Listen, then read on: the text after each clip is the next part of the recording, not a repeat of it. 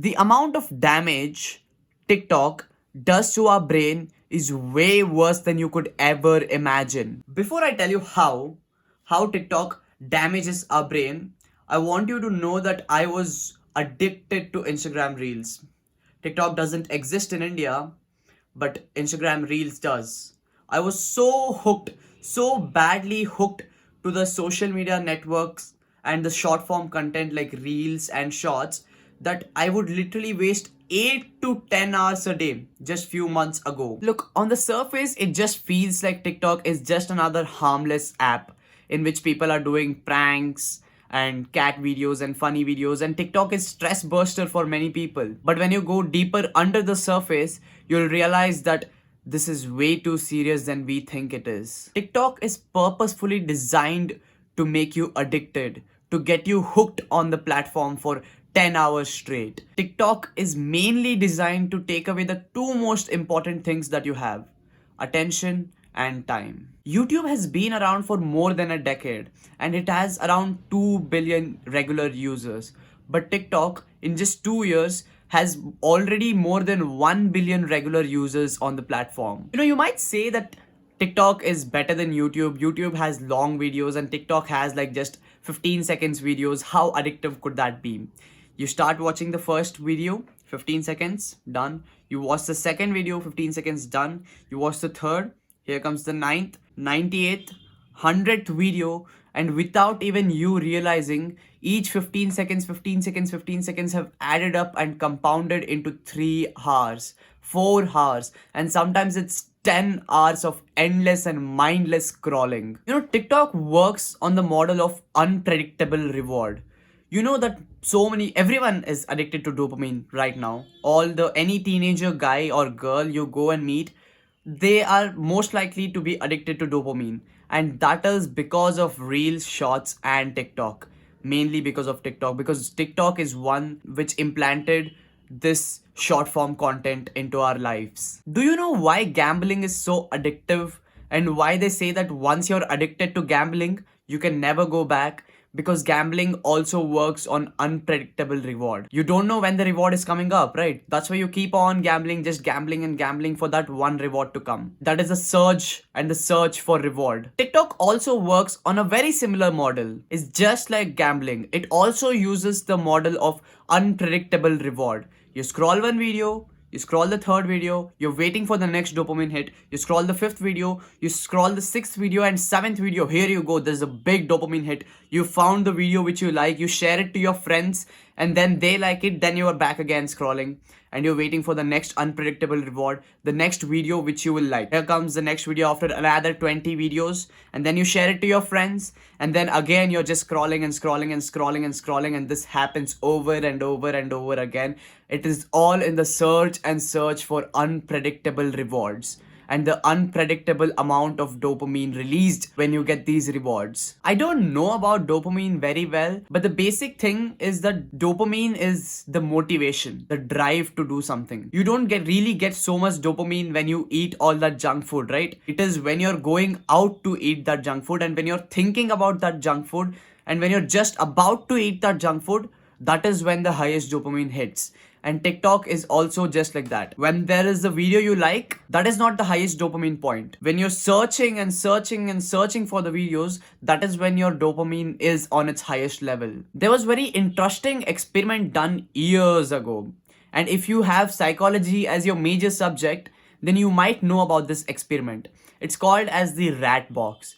So what basically was done in this experiment was that there were many rats put in two separate cages of the box, right? And in one cage was rats which got a certain type of reward every day, and there was another cage in which the rats would get different type of rewards each time they go and check it out. Sometimes there will be no reward, sometimes there'll be a very big reward, sometimes there'll be a small reward, and that's how it goes on. And the experiment shocked people when they noticed that these cats on the left hand side didn't really go and open the box to check the reward, but these rats on the right hand side kept on checking the rewards again and again, because they don't know when the big reward is coming. Sometimes it's nothing, sometimes it's less, but still they're waiting for the big reward. And this is how exactly dopamine works, and this is what TikTok is using to its advantage. And this is also how Tinder works. You just keep scrolling and scrolling and scrolling, swipe left, right, left, right, left, right the whole day, and there is no bottom. There is no end for it. There is no time or no point where the photos will end. It just keeps on coming, and you just keep on left, right, left, right, left, right. And this is, it sparks your dopamine each time, right? Up until this point in the video, whatever I have said, you already probably knew it before even before you clicked on this video, right? But when you do a proper study about TikTok, that's when the goosebump starts hitting. That's when you realize it's way too serious than we think it is. It is a lot more than just the dopamine hits. And when I say this, I'm not over exaggerating. You see, TikTok was actually created by a Chinese company called as ByteDance. And ByteDance has partnered with the Chinese government. And in their agreement, which you can read online, in their agreement, it clearly states that Chinese government can use the user data from ByteDance, which means Chinese governments know what you're hooked to, what people are addicted to, what they like watching, what they don't like watching, and literally everything. And that is the main reason why TikTok got banned in India and many other countries. Now you might argue with me, what could our data be used for, right? What can our data be harmful for? Like, it's just nothing. We don't have anything in our datas. We don't have big bank accounts. We don't have privacy shit. We don't have lot of private information or government information or dark web shit in our data. Then why are people so concerned about our data getting robbed? See, in the West or also in India and developing and developed countries, we have been raised very comfortably, right? But in China, it is totally different. In China, there is literally a social credit system in which people can see and check that how worthy of a citizen you are, that how much time you're spending on TikTok, and how much time you're wasting every day, how much time you're working every day. And only if you have a good credit score, you can travel, you can use the public transport, you can rent a house, you can buy a house, you can do anything. But if your credit score is low, you can't do shit in China. You have to move out of China, or probably you'll be jailed and your freedom will be taken away from you. And in China, the TikTok algorithm is completely different. You know what kind of content is promoted in China? Type of content that inspires you, type of content that motivates you, type of content that will help you grow in your careers and in your business. But you know what type of content is pushed onto young people in India or any countries? You know what it is, right? Degeneracy. Their version of TikTok. If you're under 14 years old, they show you science experiments you can do at home, museum exhibits, patriotism videos, and educational videos. Now, they don't ship that version of TikTok to the rest of the world. It's almost like they recognize that technology is influencing kids' development, and they make their domestic version a spinach version of TikTok, while they ship the opium version.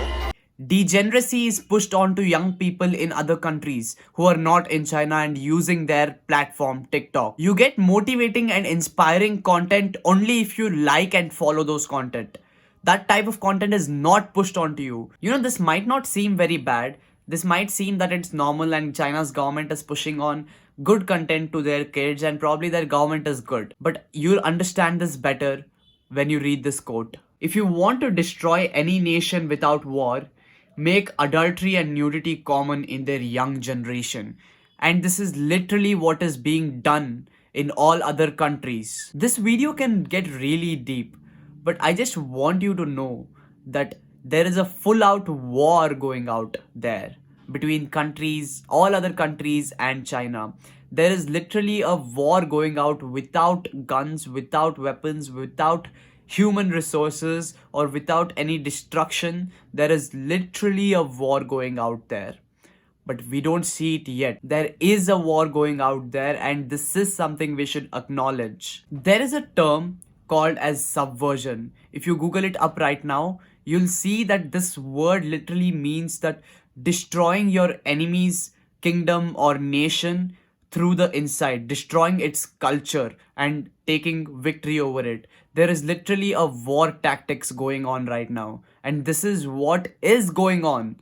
Subversion is happening right now. There is literally a war tactics which discusses how to destroy your enemy's nation without actually going on to war, without actually putting out your army to fight in the front line. So right now we know that TikTok is bad, and we know that it's very addictive and very can be very hard to quit. So what can you do to reduce the usage of TikTok, or let's say Instagram Reels or Shorts or any short form content? The first and the best way to reduce your usage is to do a complete dopamine detox. Completely reset your mind from the dopamine.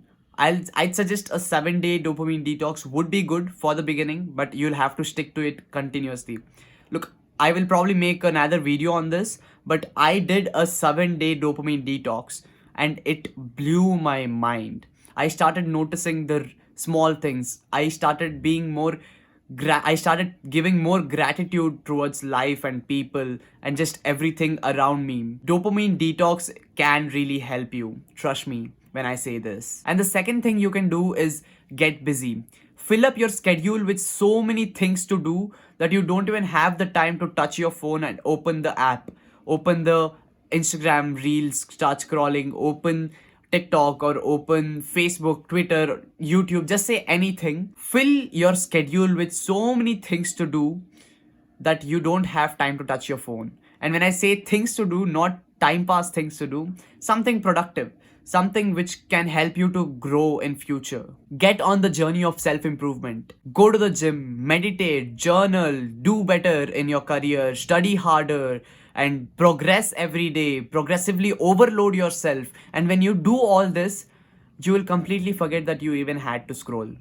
And you'll look and laugh at your old self who used to scroll every day, 10 hours a day, 3 hours a day, 5 hours a day, 24 hours a day.